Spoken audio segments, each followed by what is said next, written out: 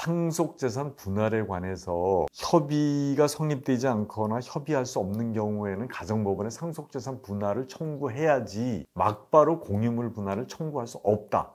이런 취지입니다.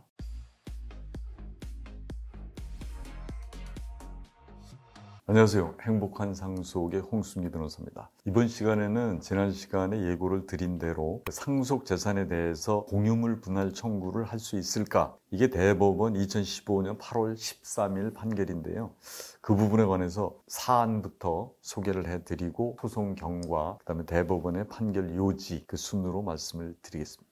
우선 그 사실관계를 보면요. 돌아가신 분, 그 망 A의 상속인으로는 처 B, 자녀 C, D, E가 있다. 원고 F 주식회사는 E를 상대로 지급 명령을 신청하여 확정되었다. 원고 F 주식회사는 E에게 5천만 원의 채권이 있고 E는 무자력 상태였다. 망인 소유였던 이 사건 부동산은 위 지급명령에 기한 원고의 대위 신청에 따라 상속인들에게 법정 상속분대로 등기가 격려되었다. 원고는 E가 B, C, D에 대하여 가지는 공유물 분할 청구권을 대위 행사하여 B, C, D를 상대로 이 사건 부동산에 대한 공유물 분할 청구의소를 제기했다. 이게 이제 무슨 얘기냐 하면 그 돌아가신 분의 상속인으로 처가 있고 자녀가 3명이 있는데 그중 자녀 중에 한 명이 다른 회사에 채무가 있었던 거죠. 그 회사 입장에서는 이 사람들이 상속재산 분할을 안 하고 있으니까 그 상속인 중에 한 명한테 돈은 받아야 되겠고 그 상속인 중에 한 명은 상대로 지급명령이라는 게 돈 갚아라 뭐 이런 건데 그게 확정이 되니까 상속인들이 지금 등기도 안 하고 분할도 안 하고 이러고 있으니까 자기가 채무자인 E를 대신해서 이제 등기를 할 수 있는 거거든요. 채권자가 상속인을 대위해서 등기할 수 있습니다. 이게 이제 법정 상속분 등기가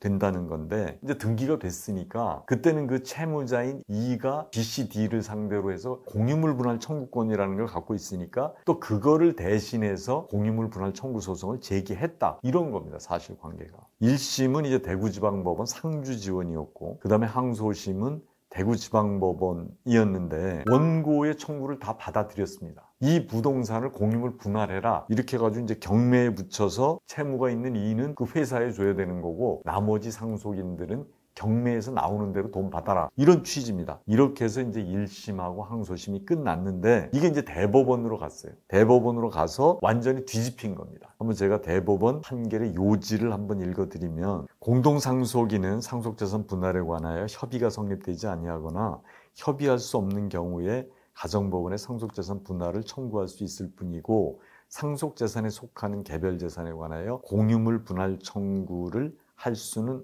없다. 그렇다면 원심은 이 사건 청구가 상속재산 분할을 청구하는 것인지 공동상속인 사이의 상속재산 분할 절차가 맞춰져 공유물 분할을 청구하신지에 관하여 성명권을 행사하여 이 사건 청구가 상속재산 분할로 인정되는 경우 가정법원에 이송하였어야 하며 공유물 분할 청구로 인정되는 경우에 공동상속인 사이에 상속재산 분할 절차가 맞춰졌는지 여부에 관하여 심리하였어야 한다. 그러니까 무슨 얘기냐면 이 얘기입니다. 상속재산 분할에 관해서 협의가 성립되지 않거나 협의할 수 없는 경우에는 가정법원에 상속재산 분할을 청구해야지 막바로 공유물 분할을 청구할 수 없다. 이런 취지입니다. 이제 그런데 그 앞에서 두 개 한 재판에서는 이제 법원에서 그거를 정확하게 확인하지 않았다는 거예요. 요지의 뒤에 보면 그럼에도 원심은 적절한 성명권을 행사하지 아니한 채 공유물 분할 소송으로 보아 본안 판단을 하였으니 이러한 원심 판결은 전속관할에 관한 법리를 오해하거나 필요한 심리를 다하지 아니하여 판결에 영향을 미친 잘못이 있다. 이래서 이제 이걸 이제 파기를 했는데요. 그리고 그 얘기입니다. 이런 소송이 들어오면 법원에서는 석명권인데요. 그걸 행사해야 된다는 게 무슨 뜻이냐면 물어봐야 된다는 거예요. 청구인한테. 그거를 물어봐가지고 끝났다고 하면 그때 공유물 분할을 해줬어야 된다는 거예요. 그러니까 안 한 거죠. 이 원심에서는 이게 상속재산 분할인지 공유물 분할 청구인지를 성명을 안 한 상태에서 만연히 공유물 분할이라고 보고 그냥 판결을 내린 거예요. 그게 잘못됐다는 거예요. 그래서 이제 상속재산 분할 청구하고 이제 공유물 분할 청구의 관계가 어떻게 되냐면 상속재산 분할이 우선 이루어지지 않았으면 공유물 분할은 무조건 못 간다 이런 뜻입니다. 상속재산 분할 청구를 먼저 해야 된다.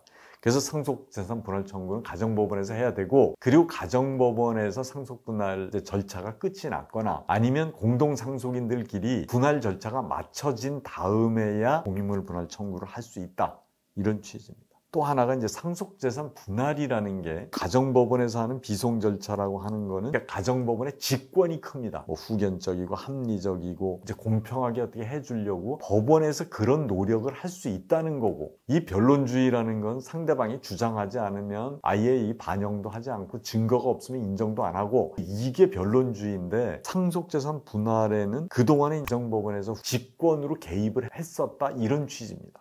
근데 지금 이제 상속재산 분할 청구가 원래는 비송 절차로 이제 이랬던 건데, 지금은 워낙 상속인들 사이에서 다툼이 첨예해지니까 지금은 거의 변론주의 비슷하게 돼갑니다. 여기서 비송사건이라고 하더라도 자료가 정말로 중요하다, 이걸 아시고 자료 준비를 제대로 하셨으면 좋을 것 같습니다. 네, 이상 영상이 유익하셨다면 구독, 좋아요 부탁을 드리겠습니다.